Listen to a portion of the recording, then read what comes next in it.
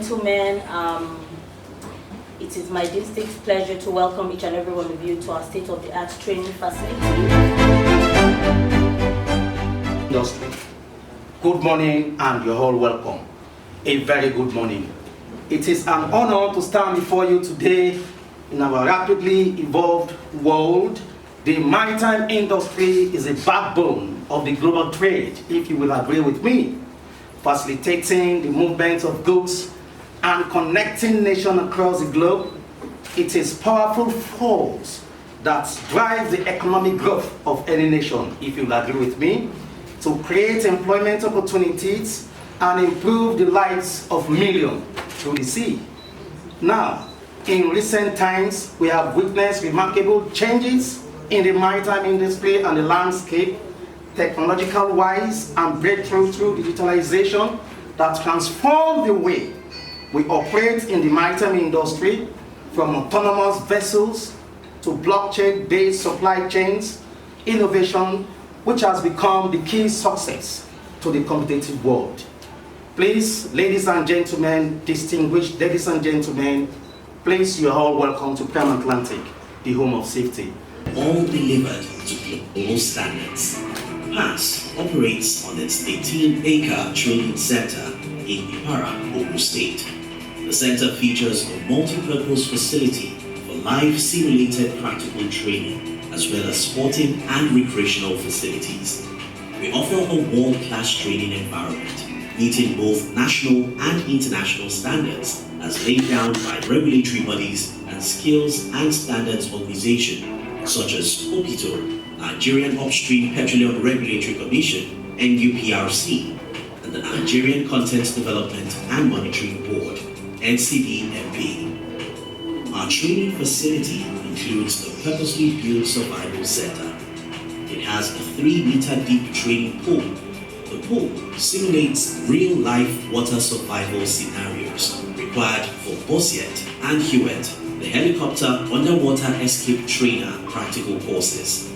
Our facility also features a purpose-built multi-level fireground complex for the provision of OPITO-approved basic to advanced firefighting training, including compartment fire behavior training. The center also includes a 3/4 scale replica elevated heli deck, complete with our very own helicopter used specifically for training offshore personnel.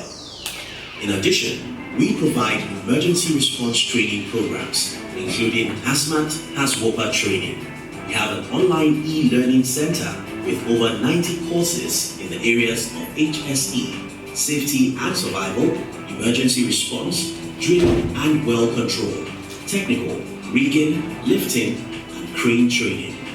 With over 36,000 people training from 2009 till date, we continue to provide integrated solutions. The ski and the fireground area where we as well conduct training, different from where we are coming from now. Although when we get there, we'll try to do the explanation proper. But this is the route to the area.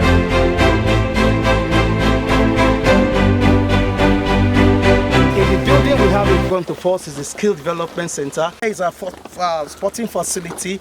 In the blocks too, we have a very good gym, well established. Here we have a mini medic. We have the main medic at the facility there. One at least of the nurses must be on ground because of training that is ongoing. In case of any need for medical attention, so we don't need to run helter-skelter before we have them with us. So they are always there. Before we commence any training, we must make sure that they are on ground with us before we start any training. Where we have our forklift, of course, we do forklift training at this facility. And we have our fire truck, of course, we are firefighters as well. And we do defensive fire truck operators training in addition. Okay, some training activities ongoing. These are people that come for firefighting and fire team leaders training that is ongoing at the moment. Okay. Apart from the mandatory courses, we do advanced too. Advanced first aid, advanced medical care and advanced first aid with advanced firefighting. So this is where we use for the advanced firefighting, and we have fire appliances, and this is the module. This is our vessel. How you want to talk of the marine offshore that maritime is not involved. It's through the sea and it's maritime. When you are bringing your helicopter or your boat to any offshore, and that is what people are now addressing, we have the heli deck. You can access the offshore facility in two ways, either by the sea or you are flying in through the air or through the boat. We do travel safely by boat for the people that are going with the boat, and also we fly in through the heli deck. That is our heli deck, one of its kind. We set that on fire and we'll tell you what to do with it in terms of the simulation. Please, in case your vessel is on fire at the port or at sea, that is who we are in terms of advanced firefighting, one of its kind. That is the heli deck. You are coming in through offshore. That's the helicopter simulation. We have something we call compartment fire behavior training. Even though in the vessel there could be fire outbreak, and you find out that when they say firefighters becomes a casualty in the process of carrying out their civic responsibility, yes, it could be as a result of for them not be able to understand how fire behaves. So this compartment is basically meant for fire behavior training. To keep people mostly is the inhalation of the smokes before the fire will come onto us. So if you can be able to know how to maneuver, understand the behavior of the flames, shall be safe. And that is basically what we do before we want to commit people into the vessel, into the ship area, the ship hole area, into the confined area to go and carry out a firefighting. You must have that basic understanding of how fire behaves. Now, I was in Denmark some years back. We have that equipment we have there. We call it Cobra, cold cut Cobra. Now, it was introduced in Denmark, and we were told that even in the vessels, in the ships, that's what they have on board. Without, two people can fight a fire in the ship. Now, how do I mean? Because you don't need to necessarily commit your men into that compartment where there is fire outbreak. You can, from external position, fight that fire with that cold cut Cobra machine. It's not taking. You lose life, you lose property. Remember the kind of investment the organization or government has made on that very vessel. All will be gone in no time if you don't have the right people to combat the fire. We train people here on how to manage it so that we prevent it from happening. If it happens, it will take everything down. Why are we showing the demonstration of the fire? Now, the essence why we are showing this is for us to see it that at this center, we train with, when it comes to fire, we train with live fire. Thank you. So that is what you will get. You don't need to run, just step back, step back. Now, we have a special PPE, a special tunic. Baby, please come forward. Oh, you are not using tunic. Which wearing it? You can see the tunic. This is exactly how they are going to dress. And they are going to fix the oaks and extinguish that kind of fire. For the past 15 years, we have been in this business, in this center. That's what we do, and that's what we do for a living. So you are welcome. Just look at what we do, and let us know where we can be of a partnership together to move at least our country forward. There is no need of sending people abroad. That was then, but now we can do this locally together. So that is another thing. Well-head fire. A well-head fire simulation. And as it is, yes, as it is, we are going to move as close as possible to get the valve isolated. But we have a technique of pushing the flame away from us and get it isolated. That comes under training. Thank you very much.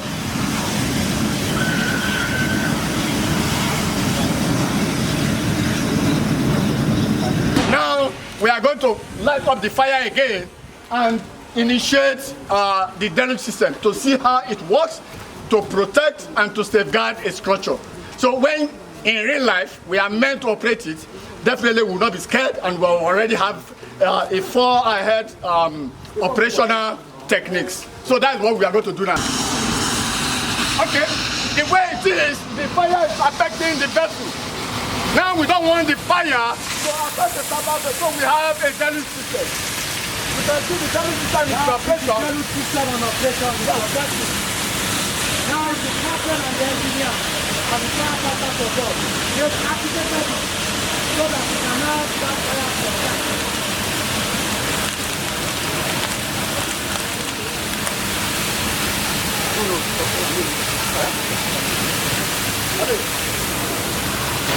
Okay, this is our fixed monitor for firefighting from a distance. Definitely on board your vessel, you will have something they call fixed monitor, ground monitor, or mobile monitor. But this is fixed monitor. You will see more of this fixed monitor in a firefighting vessel in the marine area that are firefighting equipped to fight vessels that are on fire, either in the dockyard or in the heights, away from the discipline. So this is the monitoring how you will see how we train on how to use and maneuver the same system. It has modus operandi of operation. If you handle it very wrongly, it can lead to somebody's death. Very, very dangerous. So these are some of the training that we do here, in addition to what we are going to see on the marine section over there when we get back there. Thank you, and thank you, and thank you for coming. You can come please to see how the road works. The men that have been employed, trained, and certified with the skill, what they will do is to rig it first to the mast, or when you want to do your sandblast, especially people that work in the dockyard, instead of erecting scaffold everywhere, the stevedoring people, you have to do your painting, you want to do your blasting, they can easily do a rig, which is going to be across a beam, and they put the vessel at the side of where they want to work, and rig it up. Then the next thing they want to do is to try to assess that part and do carrier that function properly. Please, you want to do your safe line. They use that. Then myself that is here, I'm ready to serve two of them. Why? I have all the equipment lay at various parts. Then the next thing I want to do is to use the bars and attach all the equipment. In case you want to blast, you can put on the blast shoes and get to that corner and suspend himself and carry out the job successfully. So that is how it is done. Remember the boatswain chair? We're saying at the dock you have to rent your boatswain chair. You want to do your painting, your shooting. This will cover all. He's comfortable here he is now, and the next thing we'll do is to give him the equipment and he'll walk safely. So thank you very much. Thank you for coming. We'll go back to the other side where we see the water part of our activities. Thank you for First aid, of course, we have ambulance on ground. Though we don't pray for any emergency, but sure in case it does happen, 247. And we have, of course, as we said, we have station medics on ground, and we have that partnership with Babcock, talking about the Babcock University Teaching Hospital, where if there is any need for anybody to be evac, then within 20 minutes, they are at the Babcock University. So the life of every one of us here and our learners, talking about the delegate that has come for training, are secured. To God be the glory. Remember, I said we have the master accreditation for both the basic and also the advanced. Part of the advanced is medical care and also medical first aid, advanced first aid and medical care. There is no how you want to run a medical care that you will not need an ambulance and also to take them to the hospital environment. Our medical care and advanced first aid is not just run by the instructor, it is run by medical doctor as well. And we have a retainership with Babcock Teaching Hospital. Imagine a captain out there in the middle of the sea, and one of the crew member is having an issue, health issue. How is he going to manage it? He wants to give injection, he wants to intubate, he wants to diagnose all those medical conditions before they call the medical ship guard to know what they are going to give to the person. How are they getting it in running medical care in our nation today, and they are not going to the hospital environment? I'm not trying to campaign that we're doing it rightly, but I want to tell you, book your course with us. Medical care and advanced first aid. You can never go wrong. Trust us, we're there, and that's why we're here. They will start from the classroom to the ambulance, from the ambulance straight to the hospital. They are here for 5 days, and within that 5 days, they are only doing 2 days as part of the theory.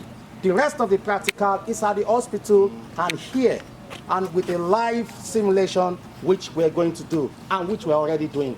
The master have been here They've accredited us, they've given us the accreditation, and that is what we're doing. So thank you very much. We want to see the building, to see the kind of accommodation we're going to accommodate your people. If you don't mind, want to come with us, please. Easy does it better, one at a time. Please come.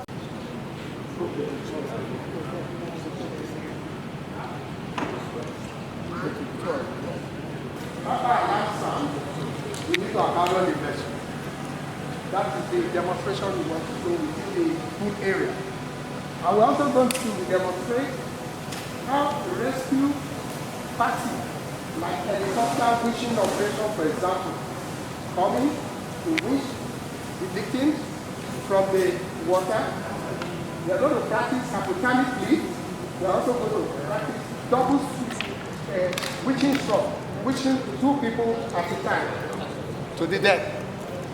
One of the driver is going to demonstrate in case when you lost a conventional life raft and it capsized, we can't board it that way. We need to right it back while we're in the water and swim towards it and board it. These are areas we want to demonstrate. Then the last one is if you stay too long in the water, hypothermic must have set in, you lose it from your body. An helicopter, for example, came around for rescue.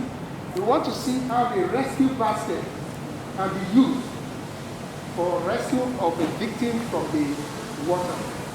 And the medics' attention will also be needed. That will be the end of the demonstration. So the muster point, donning their life jacket, go straight to the same point where they can easily step. Eventually, step up. 1, 2, go. Step up. And you step up. Life jacket, take it up, swim away. Next. Come up. Step up. You need to do this one after. Next. Come up. Step up.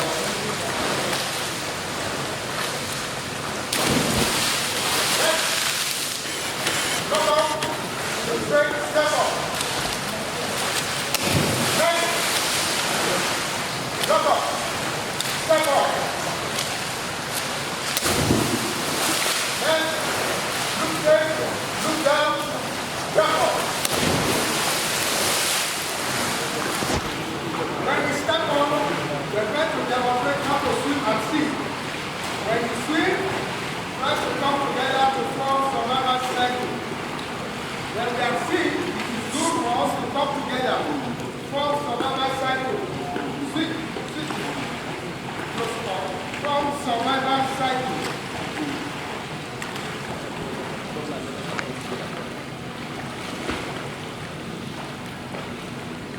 At this point, it is good for us to stay together. When we are together, we can survive together. While waiting for rescue, eventually we notice helicopter has arrived. And we want to use the helicopter to rescue personnel directly from the water. So let us see how we can rescue 2 people at a time from the water.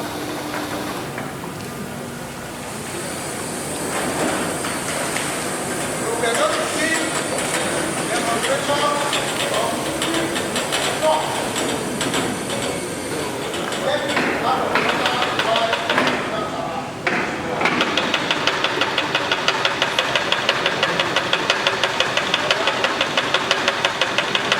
Take the wishing strap over your head. Carry it under your armpit. Now properly see your storage. At this point, it is as good as when the helicopter is taking you directly from the water, both arms should be down, legs down.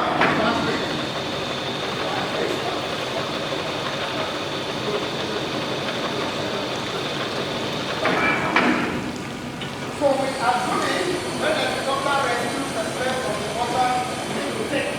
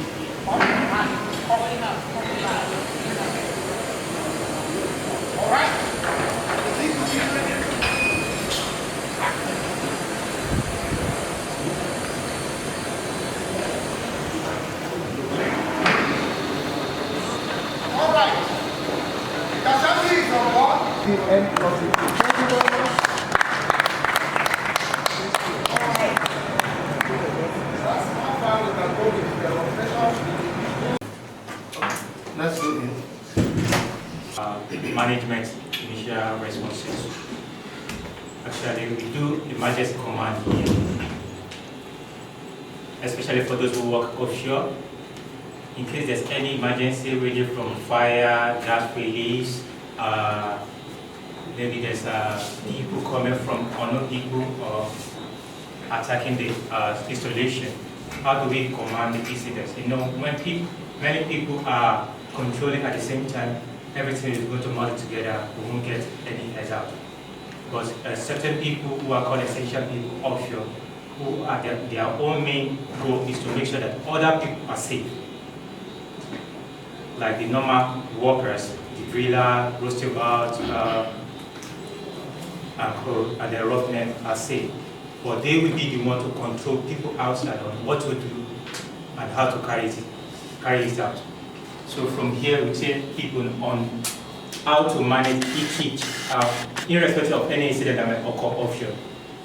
How to manage the people, how to manage the resources, how to make sure that people are safe and in good, and how to make the right decision at the right time. That's what we're doing. And then, just for instance, let's say assuming we are in an offshore installation and suddenly there's fire outbreak or uncontrolled gas release, I guess it is that. So normally everybody will be panicked because we know that where we are is volatile and anything can happen at some time. So the people here will give information to the emergency response team on how to coordinate people outside, what needs to be done. If it need be that we might eventually abandon the platform because asset can be purchased again, but Umala can't be. So what is gone is gone. I guess so. From here they can make this decision whether to still stay on board or to abandon the platform. Again, so you communicate with people outside, especially the ERT team, to go for the rescue if possible to, and if not, make a provision for abandonment by making use of the lifeboat, getting people accounted for, the people that can accounted for before they get out of there and make your way out of the installation. That's part of the training we do here. Any questions? Can you simulate? Yes. Okay, like this, it can't trigger much alarm, maybe people can see, but once it's turned to multiple high-level gases, like the case is this, like this, the installation will trigger the alarm and will go on a manual shutdown because it's a gas-related alarm. Okay. ESD1 is just to stop production. ESD2 means to blow down the gases in the pipeline so that there will not be any form of combustion or explosion. And on ESD1, that means there's no form of working going on the main line, but that is to the exporting line that's transporting crude from the drilling point to the shore or storage area. So there's no work going on there. That's what ESD1 means. That it's going to shut all the pipes. In case there's any combustion or there's any explosion, it won't affect much anything on the installation. Yeah. From here, I can call the emergency team responder. Here team 1, we are picking up a multiple high-level gas at the separation module. I'll give my location, the location we have on the screen here. Can you and your team go there with a gas monitor and try to check what is going on? Copy that, control, copy on transit. Okay, so once they get to the location, they will give me the report, what they are seeing there, because I'm not there. They are high in that area. So I can then tell them, okay, is there any casualty around the area? Team 1, get back to me now. Standby, we're picking low level gas. Currently, there's no casualty, but we're picking single low level gas. Standby for update. Copy, loud and clear. So in case there's any casualty, it will report to me. But on other cases, if the gas keep coming out, in which they can't proceed on their journey, they will report to me, in which I have to make a decision from here that they should back up. Because you can't actually fight a gas fire. Once it gets ignited, it gets escalated. Okay, that's just preamble what we do here. It's a special training of this one. How you manage to make it. Thank you very much. Thank you. Yes.